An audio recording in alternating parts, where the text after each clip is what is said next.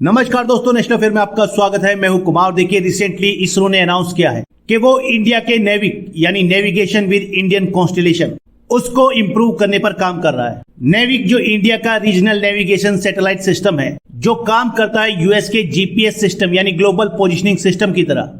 अब इसरो उसकी रीच को एक्सपेंड करने वाला है, जिससे कि ज्यादा से ज्यादा लोग आने वाले टाइम में इसको अपने मोबाइल फोन्स, लैपटॉप्स में इंस्टॉल कर सके और इसका ज्यादा से ज्यादा यूज कर सके। देखिए, इंडिया का ये जो नेविक सिस्टम है, ये आता है फिलहाल रीजनल नेविगेशन सैटेलाइट सिस्टम की कैटेगरी में, और इसरो चाहता है कि आने वाले टाइम में इंडिया का नेविक जाना जाए ग्लोबल नेविगेशन सैटेलाइट सिस्टम के रूप में। तो इसका मतलब ये कि अब इंडिया का नेविक सिस्टम रीजनल से ग्लोबल होने वाला है। देखिए, आप लोगों को मालूम है कि इंडिया का जो regional navigation satellite system IRNSS और जिसका ऑपरेशनल नेम है नेविक, ये एक autonomous regional satellite navigation system है that provide accurate real time positioning and timing services. लेकिन इसकी लिमिटेशन ये है कि फिलहाल ये कवर करता है सिर्फ इंडिया को और उसके बॉर्डर से 1500 किलोमीटर दूर तक के एरिया को।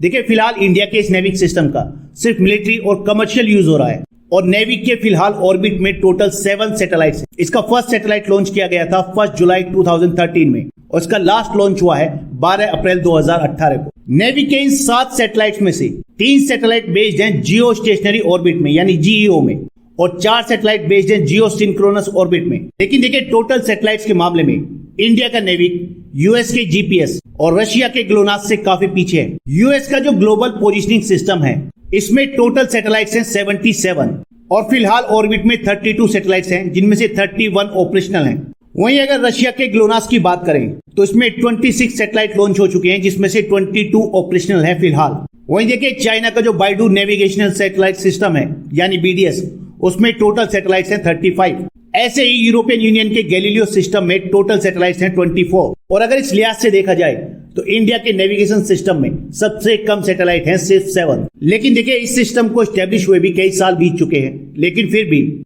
इंडिया में ये वाइड रेगुलर यूज में नहीं है, क्योंकि इंडिया में जितने भी मोबाइल फोन बनते हैं वो इंडिया के नाविक को लेकर कॉम्पेटिबल नहीं है टू प्रोसेस इट्स सिग्नल्स। हालांकि इंडियन गवर्नमेंट लगातार इंडिया के जो मोबाइल मैन्युफैक्चरर्स हैं उनको प्रेस कर रही है कि वो अपने मोबाइल फोन को इंडिया के नाविक सिस्टम के लिए कॉम्पेटिबल बनाएं, और इसके लिए इंडियन गवर्नमेंट ने जनवरी 2023 की डेडलाइन भी रखी है। जहां एक तरफ मोबाइल फोन्स की कॉम्पेटिबिलिटी एक प्रॉब्लम है नेविक के वाइड स्केल यूज को लेकर, वहीं इसरो के चेयरमैन S सोमनाथ के अकॉर्डिंग इंडिया के अपने सैटेलाइट पोजिशनिंग सिस्टम में एक और प्रॉब्लम है, और वो ये है कि इंडिया का जो नाविक सिस्टम है वो फिलहाल कॉम्पेटिबल है सिर्फ L5 bands and S bands के लिए, और इसी वजह से ये इजीली सिविलियन सेक्टर में पेनिट्रेट नहीं कर पा रहा है।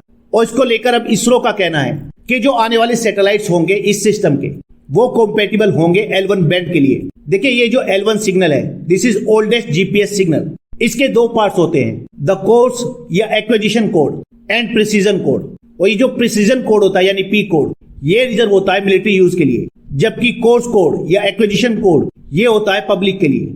L1 सिग्नल यूज करता है 1575.42 मेगाहर्ट्ज फ्रीक्वेंसी। L1 की खास बात यह है कि ये ओल्डेस्ट के साथ साथ मोस्ट स्टेब्लिश सिग्नल भी है। इवन जो सबसे चीपेस्ट जीपीएस यूनिट होती हैं वो भी सिग्नल को रिसीव कर सकती हैं। लेकिन आने वाली जितनी भी सैटेलाइट इसरो लॉन्च करेगा नाविक सिस्टम के लिए, वो सैटेलाइट कॉम्पेटिबल होंगे L1 सिग्नल के साथ। साथ ही इसरो नाविक के जो सिग्नल्स हैं उनकी सेफ्टी को इंक्रीज करने पर भी काम कर रहा है। देखिए, सिग्नल्स की सेफ्टी के लिए 2 टाइप के कोड होते हैं, एक होता है लॉन्ग कोड और एक होता है शॉर्ट कोड। और इंडिया का जो नाविक सिस्टम है वो फिलहाल सिर्फ शॉर्ट कोड प्रोवाइड करता है, जबकि सिग्नल्स की सेफ्टी के लिए लॉन्ग कोड को ज्यादा प्रेफर किया जाता है, क्योंकि इन्हें ब्रीच करना या इन्हें तोड़ना आसान नहीं होता, and specially for strategic sector जैसे कि मिलिट्री, उसके लिए लॉन्ग कोड काफी जरूरी होते हैं। देखिए, आप लोगों को मालूम है कि इसरो ने नाविक सिस्टम के लिए टोटल 9 लॉन्च किए, 8 सैटेलाइट लॉन्च किए गए, जिनमें से 7 फाइनली ऑर्बिट में थे। लेकिन उनको लेकर ऐसी न्यूज है कि इनमें से कई सैटेलाइट अब डिफंक्ट हो चुके हैं, यानी उन्होंने काम करना बंद कर दिया है। इसीलिए इसरो अब इन डिफंक्ट सैटेलाइट को भी रिप्लेस करना चाहता है, और इसरो का कहना है कि ऐसे 5 सैटेलाइट ऑलरेडी तैयार हैं जो आने वाले महीनों में लॉन्च किए जाएंगे।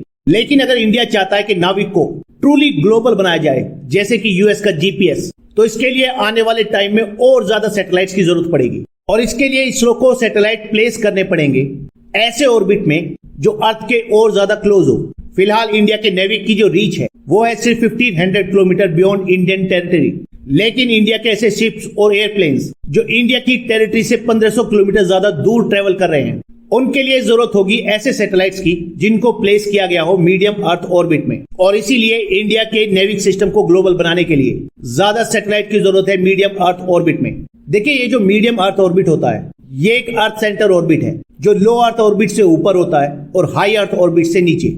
इसकी रेंज होती है अर्थ सरफेस से अराउंड 2000 किलोमीटर से लेकर 35,786 किलोमीटर, यानी इस रेंज के बीच में होता है मीडियम अर्थ ऑर्बिट। और इसी ऑर्बिट में नेविक के नए सैटेलाइट्स को प्लेस किए जाने की जरूरत है। अब देखिए, जो मीडियम अर्थ ऑर्बिट होता है, इसे क्यों प्रेफर किया जाता है? क्योंकि अगर एक सैटेलाइट सेमी सिंक्रोनस ऑर्बिट में हो at an altitude of 20,200 kilometre, तो उसका जो ऑर्बिटल पीरियड होगा वो होगा 12 घंटे का, यानी वो 24 घंटे में अर्थ के 2 चक्कर लगाएगा। और इसी के साथ वो अर्थ पर एक पार्टिकुलर पॉइंट पर 24 घंटे में 2 बार गुजरेगा। और इसीलिए ये ऑर्बिट बहुत ही ज्यादा प्रेडिक्टेबल होता है। और इसीलिए यूएस का जो ग्लोबल पोजिशनिंग सिस्टम है यानी जीपीएस, उसने भी इसमें कई सैटेलाइट प्लेस किए हैं। और देखिए, इसको लेकर इसरो के चेयरमैन एस सोमनाथ का कहना है कि इसरो ने गवर्नमेंट ऑफ इंडिया को अप्रोच किया है कि गवर्नमेंट ऑफ इंडिया इसरो को परमिशन दे 12 सैटेलाइट प्लेस करने की in medium earth orbit to expand the reach of NavIC. देखिए, साथ ही यहां पर इसरो के चेयरमैन ने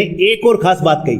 उनका कहना है कि इसरो एक एंकर कस्टमर बनना चाहता है फॉर सैटेलाइट, जिससे कि इंडिया में सैटेलाइट मैन्युफैक्चरिंग को बढ़ावा मिल सके। क्योंकि फिलहाल आप लोग जानते हैं कि इंडिया में गवर्नमेंट पर्पज के लिए जितने भी सैटेलाइट चाहिए होते हैं उन सबकी मैन्युफैक्चरिंग करता है इसरो। लेकिन इसरो के चेयरमैन का कहना है कि अगर गवर्नमेंट को सैटेलाइट चाहिए तो क्यों ना वो सैटेलाइट बनवाए जाए प्राइवेट सप्लायर से, और इसरो अपना लॉन्चर यूज करे उन सैटेलाइट्स को लॉन्च करने के लिए। यही है कंसेप्ट एंकर कस्टमर का। उनका कहना है कि ये बहुत जरूरी है इस वक्त कि इंडिया में एक सैटेलाइट मैन्युफैक्चरिंग इंडस्ट्री क्रिएट की जाए। तो देखिए, फाइनली इंडिया का जो नेविक सिस्टम है वो होने वाला है रीजनल से ग्लोबल, एंड इस सीरीज की गुड न्यूज। इस वीडियो में इतना ही, नेक्स्ट वीडियो में जल्द मिलेंगे। धन्यवाद।